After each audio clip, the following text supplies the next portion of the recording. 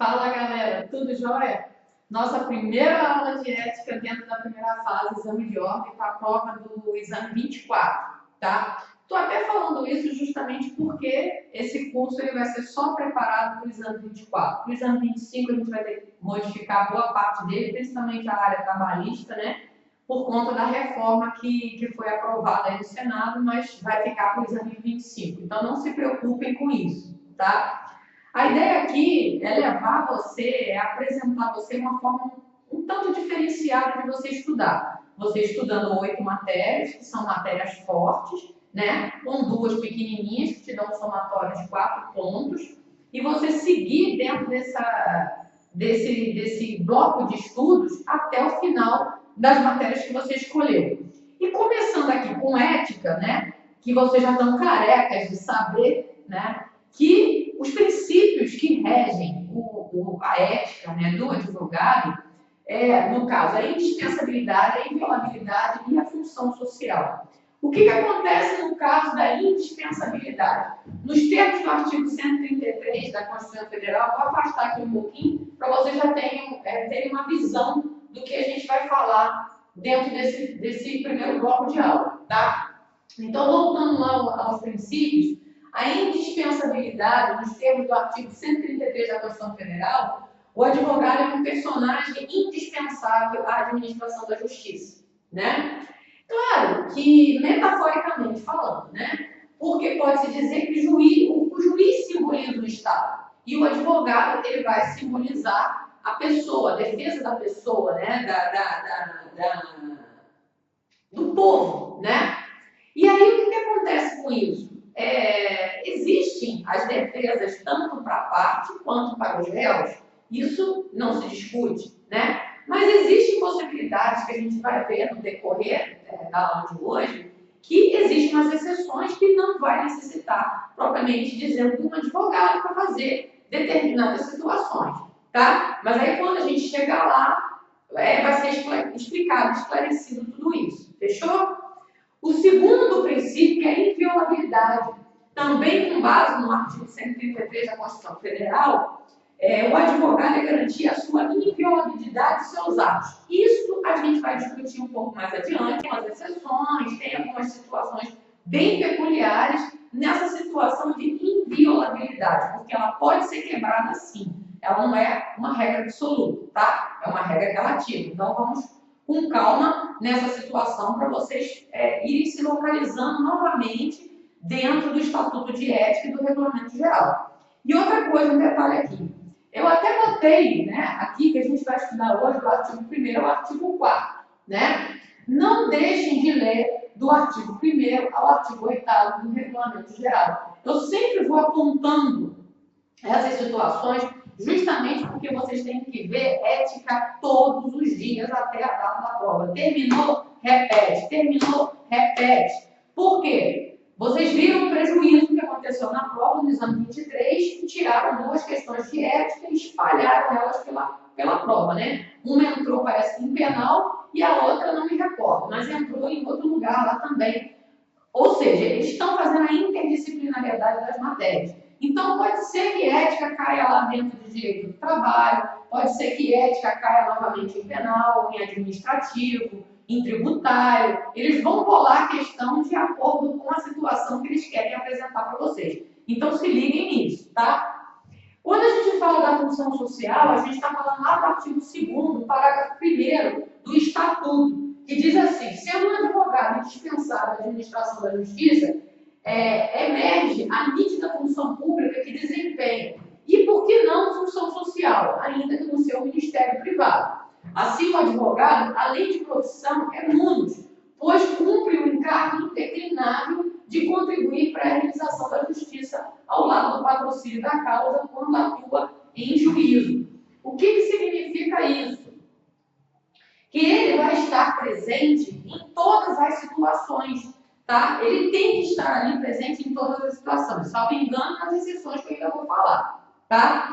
E quando a gente fala que ele tem que ter uma independência, ou seja, mesmo aquele advogado, por exemplo, né? Mesmo aquele advogado contratado, quando a gente for falar lá do advogado empregado, lá na frente, vocês vão perceber que mesmo o advogado advogado contratado por uma empresa, ele tem que ter independência dentro da situação que ele se propôs a defender, ou seja, para o réu, ou seja, para o autor, tá? Ou seja, para a empresa, ou seja, para o autor, o réu, que for pessoa física, sem ser pessoa jurídica, tá? Então, o que acontece? Ele tem que ter essa independência. Eu posso estar trabalhando sozinha, e aí a minha empresa, sou lá contratada de uma empresa, e a minha empresa fala assim, olha, eu vou botar mais um colega para trabalhar com você. Eu posso simplesmente chegar para a empresa e falar, não, eu quero trabalhar sozinha, eu não quero que outra pessoa junto comigo. Eu já estou tomando determinadas situações, funções, e essa pessoa vai acabar me atrapalhando em vez de me ajudar. Ou eu posso aceitar. Eu tenho que ter essa independência de escolha, tá? Eu tenho que ter independência de um autor, de um cliente, né, vamos dizer assim, chegar para mim e falar assim, olha, eu quero entrar na justiça por uma pensão alimentícia e eu quero que você peça o todo, porque o cara é rico, porque ele tem condições financeiras. Aí eu tenho que explicar, independente da situação financeira do pai da criança, eu tenho que explicar que não funciona dessa forma. A regra é uma determinação. Se aquele cliente não aceitar essa determinação, eu tenho a independência de não aceitar a causa, independente do valor que for. É uma questão ética, né? É claro que vai ter uns advogados picaretas aí que vão, tipo assim, perdendo ou ganhando, que mal tem. Eu estou ganhando, né? Estou ganhando bem, então que mal tem. Então tem que partir de uma ética mesmo, uma ética moral, não é nem aqui a ética profissional que a gente está estudando, tá? Aí, partindo já, passando já para as atividades privativas da advocacia, que é o que eu escrevi aqui no quadro, vocês vão ter que ler o artigo 1º ao 4º, né, do Estatuto, e o artigo 1º ao 8º do Regulamento Geral.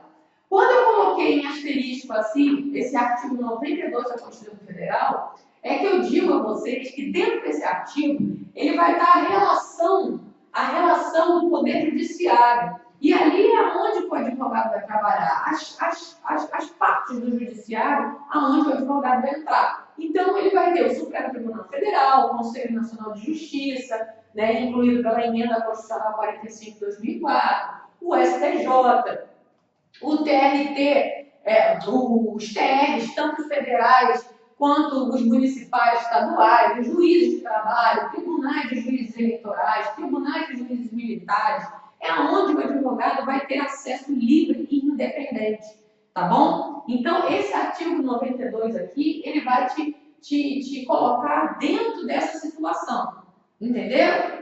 Aí, o que acontece? Quando a gente fala que a atividade privativa da advocacia na verdade, postular, que nem no artigo 92 da Constituição, em qualquer órgão do Poder Judiciário e juizados especiais. E vocês dão uma olhada, mesmo aqueles que não vão fazer direito do trabalho na segunda fase, deem uma olhadinha no artigo 425, súmula 425 do TST. Lá ele fala do juiz postulante, inclusive foi até uma questão de prova da segunda fase, já caiu na primeira fase também, uma historinha lá, e querendo saber se aquela situação a pessoa podia postular em juízo ou não. No caso da segunda fase, era um rapaz que era estudante de direito e ele tinha que apresentar um determinado recurso, só que esse recurso ele não poderia fazer mesmo sendo estudante de direito, mesmo ele estando no nono período de estudante de direito. Entendeu? Ele não poderia postular como advogado nessa situação desse recurso. Então, a resposta da questão era justamente essa. Ele não tinha jus postulante para cometer aquela atividade, para fazer aquele determinado recurso. Né? Mesmo sendo estudante de direito, mesmo terminando a faculdade, mesmo formado, para ele fazer um determinado, acho que era um recurso ordinário, se não me falha a memória, eu não estou recordando qual recurso que era. Mas ele não tinha como fazer, mesmo ele sendo filho da autora, ele não podia fazer porque ele não tinha jus postulante, ou seja, o direito de postular. Também tem que ser advogado com carteira de ordem e tudo formalizado nessa situação aqui que eu até mnemonicamente montei, né, CADJU. Quando eu falo na palavrinha CADJU, não é nome de curso não, tá? É que eu coloquei que a consultoria, a assessoria e a direção jurídica só pode ser esses cargos de consultoria, assessoria e direção jurídica, só advogado pode. Então, para vocês lembrarem dessa situação aqui, basta vocês lembrarem dessa palavrinha mnemônica, CADJU, que vocês vão lembrar da consultoria, assessoria e direção jurídica. Tem que ter o advogado lá para poder exercer essas funções, tá bom? Aí a gente vai lá para o artigo 133 da Constituição Federal, que vai dizer que o advogado é indispensável à justiça. Como eu falei para você, realmente ele é indispensável à justiça. Só que existem as suas exceções que ele é dispensável, ele pode ser dispensável. Ele não precisa atuar naquela situação. É lógico que, né, se a gente fosse partir do princípio de uma regra, acho que toda situação que existe justiça no meio, o advogado deveria estar presente. Até no caso de um habeas corpus, até no caso de um juizado especiais. Eu sei que o juizado especial é para ser mais célere. Um leigo, ele pode entrar no juizado especial, só que vai chegar num ponto que ele vai acabar precisando do advogado. Então, por que não começa, né? Que nem a gente brinca aí, né? Começa no começo, com o advogado já lá do lado, já acompanhando toda a situação para evitar prejuízos. Porque quando chega num determinado momento da ação, às vezes você pode acabar causando um prejuízo, às vezes, ao invés de causar um benefício, entendeu? Então, o advogado, é bom que ele já esteja lá desde o começo, mesmo sabendo que ele pode ser dispensável em algumas situações, tá? Postular em juízo cabe ao advogado sempre representando as partes. É o que eu já tenho falado. O advogado vai representar tanto o réu quanto o autor, tá? Nunca ele vai representar os dois, ou um ou outro. Ou eu vou estar pelo autor, ou eu vou estar pelo réu. Eu não posso jogar as duas situações. O que acontece, às vezes, muito na justiça de família, né, na área de família, é o seguinte: eu estou querendo me divorciar, eu estou concordando com meu marido já, nós mesmos já determinamos como é que vai ser as visitas do nosso filho, já determinamos que vai ter a pensão, já determinamos que essa casa que eu moro vai ficar para mim, ele vai sair, está tudo já determinado, né? Então, eu posso ter um único advogado para homologar essa situação por nós dois. Aí não tem problema nenhum. Aí vai ser um documento só, nós dois vamos assinar, vai levar o juiz vai falar, ambos estão concordando com essa situação? Sim, estão concordando.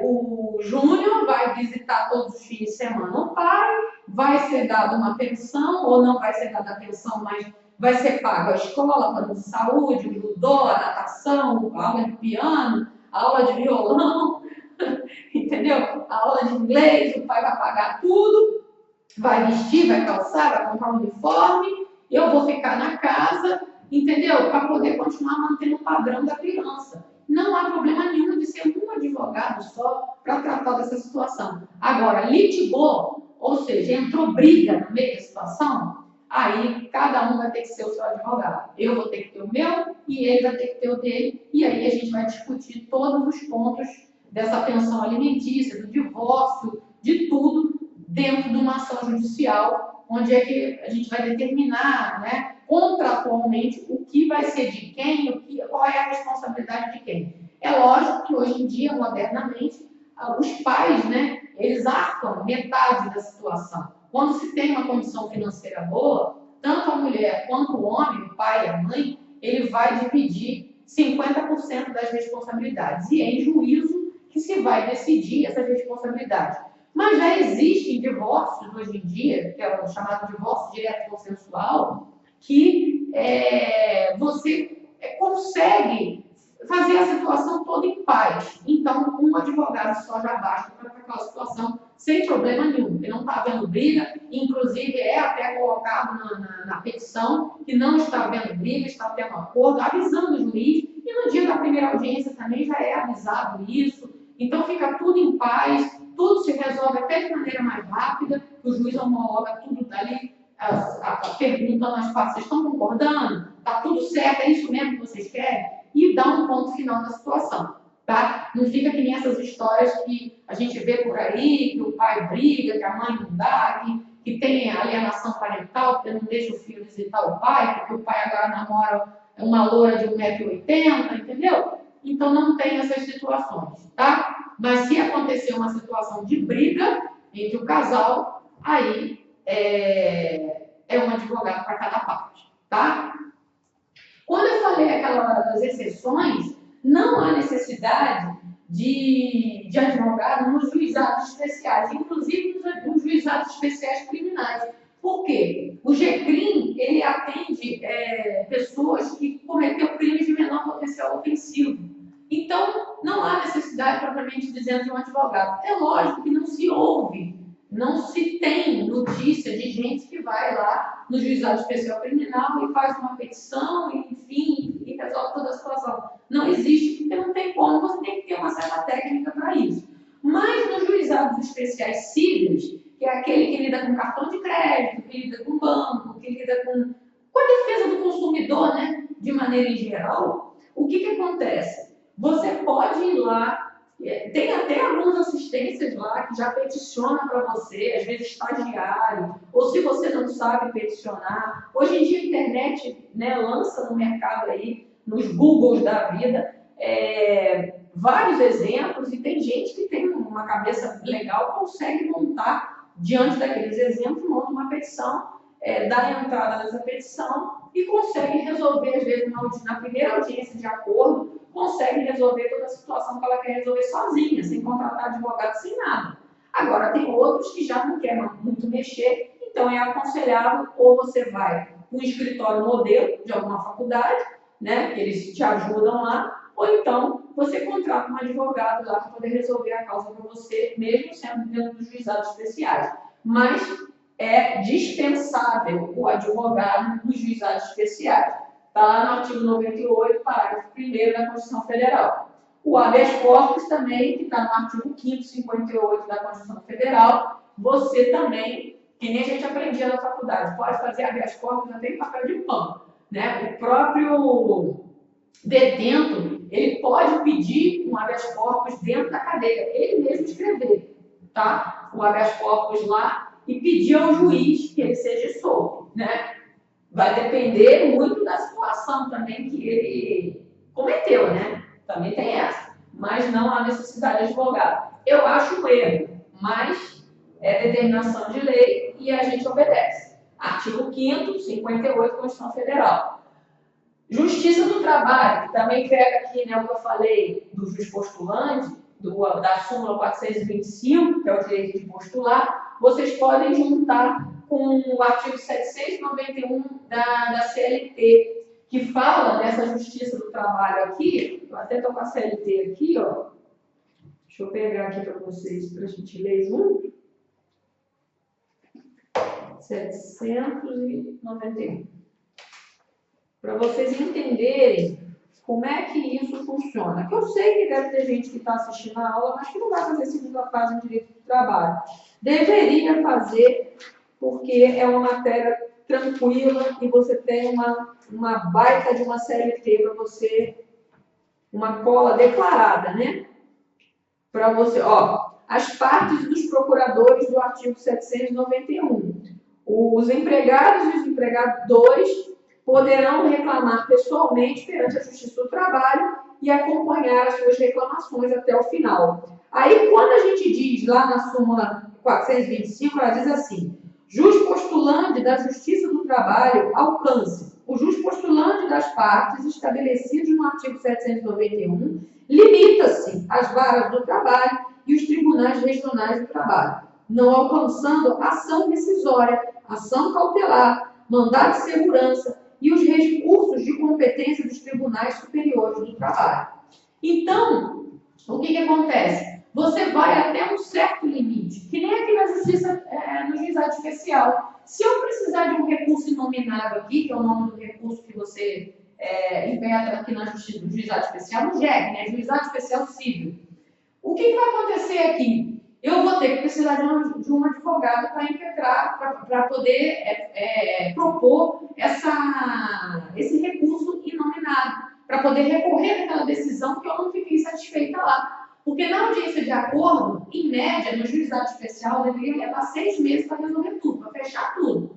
Mas, como a procura é muito grande, às vezes eu tenho uma ação que vale 50 mil reais, mas eu prefiro, às vezes, por conta do tempo, ganhar 20, tentar 20 no bolso, do que ficar esperando 50 por 4, 5, 6 anos, 10 anos, esperando 50 mil reais. Tem gente que pensa dessa forma. E aí entra, né, tem até 40 salários mínimos, entra aqui no juizado especial, justamente para poder alcançar esse patamar e tentar resolver a sua situação. Claro que aqueles que estão com disposição de esperar, aí vai para as situações, para o sumário, o ordinário, vai ver o que vai acontecer para tentar alcançar esses 50 mil reais. Mas tem muita gente que vai direto aqui no juizado especial, mesmo em áreas trabalhistas, vai, entendeu? Para tentar alcançar aquele, pelo menos algum no bolso, para depois não ter que ficar perdendo tempo, esperando os 50 mil reais, que vai demorar de 5 a 6 anos para poder sair, porque a justiça é lenta, né? A justiça de paz, né? A gente já sabe por quê, que o juizado de paz que realiza casamentos, né? Entre outras situações. E aquilo que eu te falei, somente a ação de alimentos, você mesmo que está querendo a ação de alimentos, você pode propor. Está lá no artigo 2º da Lei 5478/68, que é a Lei de Alimentos. Você mesmo pode chegar e propor essa ação sozinho, sem precisar de advogado. Só que é aquilo que eu falo, em situações assim, habeas corpus, mesmo tendo essa exceção de não precisar do advogado, é interessante que você tenha, porque tem uma técnica, tem um jeito próprio de você montar, mesmo dentro da Justiça do Trabalho, quanto na ação de alimentos e quanto no habeas corpus e nos juizados especiais. Tem uma técnica diferenciada, um jeito. Se você fizer um troço muito solto, a não ser que seja, por exemplo, uma justiça trabalhista, o que pode acontecer aqui?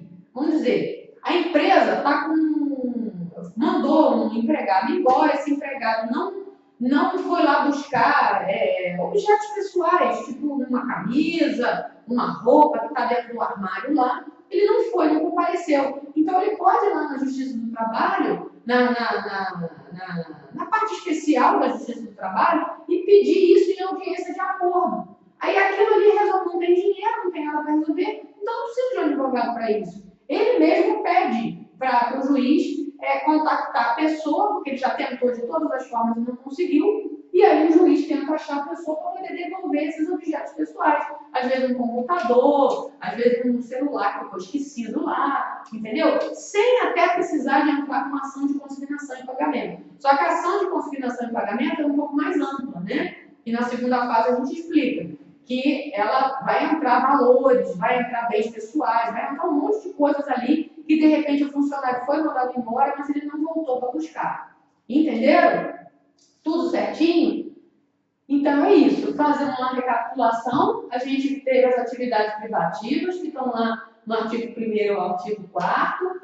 A leitura disso é primordial. Do artigo 1º ao artigo 8º do Regulamento Geral, ele vai explicar a mesma coisa, só que de uma forma um pouco mais diferenciada, mas leiam, porque está caindo questões demais do Regulamento Geral e do SED, e tudo isso eu vou colocando aqui para vocês irem se localizando, tá? Que a gente pode postular em qualquer órgão do Poder Judiciário, juizados especiais, ver a súmula 425, né, que vai falar até o limite da onde você pode postular.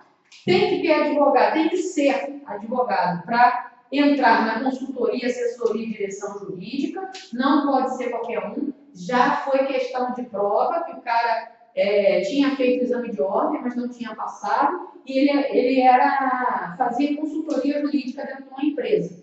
Então, ele estava fora da situação, ele não poderia, ele teria que sair desse cargo porque ele não era advogado para poder assumir esse cargo, tá? Aqui, o artigo 133 que diz que o advogado é indispensável à justiça, de fato é indispensável, mas existem as exceções que ele é dispensável. e essas exceções que estão aqui. Juizados especiais, habeas corpus, justiça do trabalho, justiça de paz e ação de alimentos. Tá bom? Aí agora no segundo bloco a gente vai dando continuidade a essa explicação. Tá bom? Beijo, tchau, tchau.